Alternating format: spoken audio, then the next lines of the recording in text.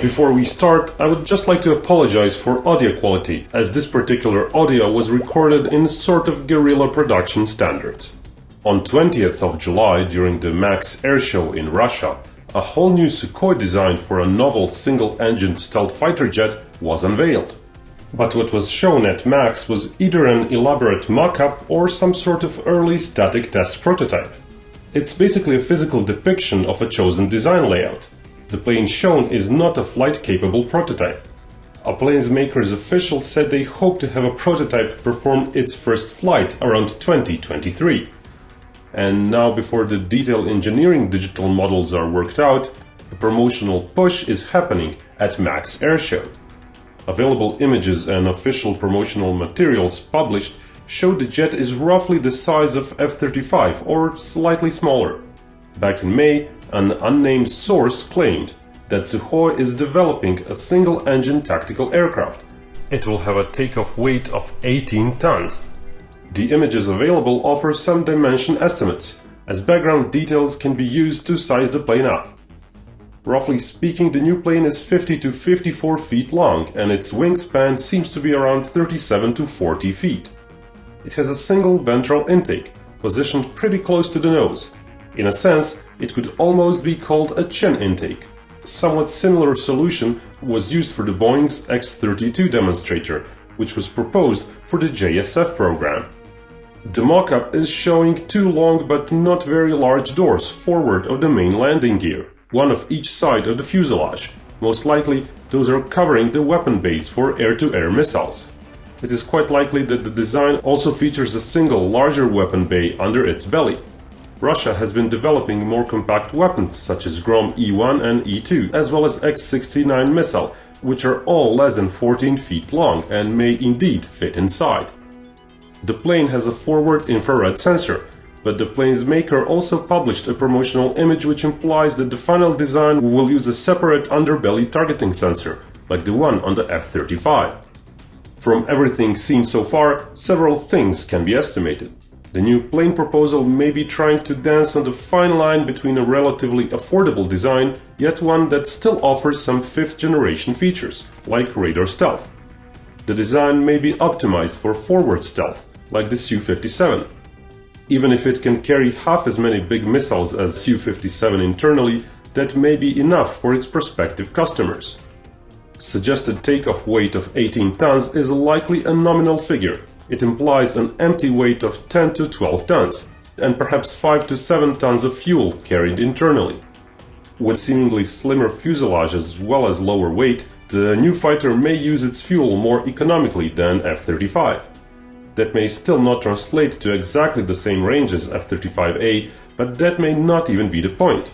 The F-35A is the US Air Force premier fighter. It is to make up the bulk of its numbers.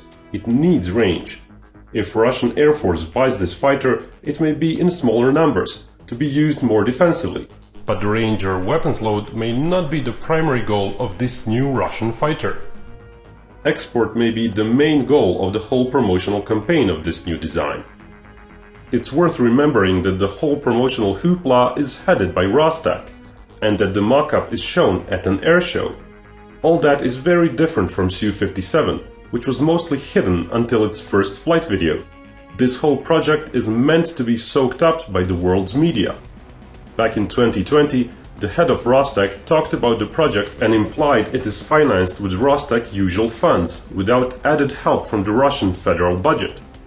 So what seems to be going on here is a similar situation to the Chinese Project 31, later leading to FC-31. That was an internally developed plane offered for export.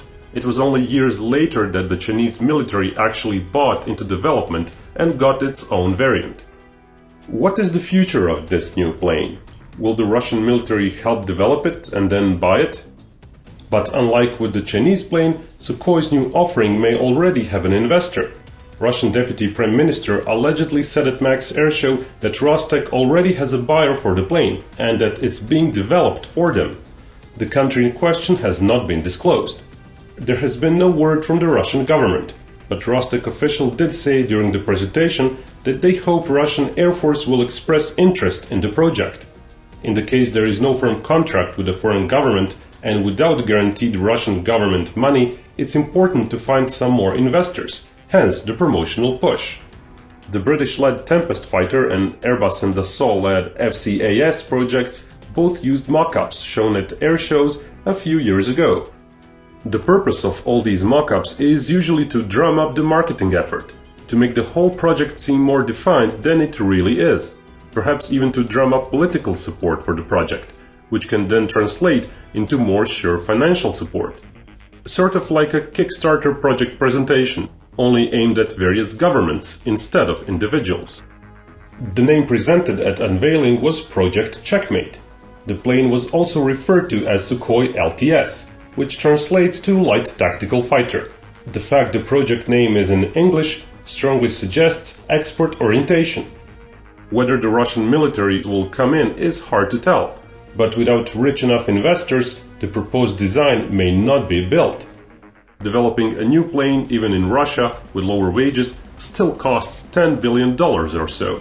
Reusing some systems from Su-57 helps lower the price, but we are still talking about billions. Even if the decision to fully finance development is made tomorrow, it would still take a few years to engineer a final design. 5 or more years to flight test the prototypes, to set up the production and to certify the type for the Russian Air Force. Entry into service for any Air Force in the world is basically impossible before the very late 2020s, even in the most optimistic scenario, with early 2030s being a more realistic date. Still, this project is to be monitored. It's quite promising if it can deliver half-decent fifth-generation features in a not-so-expensive-to-operate small fighter class. If successful, it could truly one day be called the successor of MiG-21, a fighter available in numbers to all the non-Western aligned countries. And remember, Binkov may talk about hypothetical wars, but only real peace can bring us all together.